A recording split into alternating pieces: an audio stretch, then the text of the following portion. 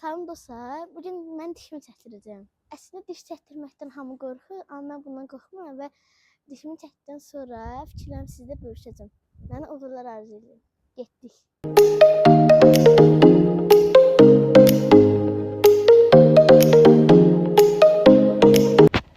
Burada növbəmizin çatmasını gözləyirik.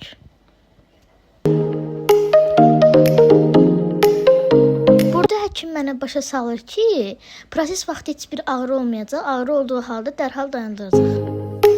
Burada isə artıq dişimi çəkdirmişəm. Dostlar, mən artıq dişimi çəkdirdim. Dediyim kimi qorxulacaq bir şey yoxdur. Yəni cüzi bir şey hiss edə bilərsiniz, o da məncə təbidir.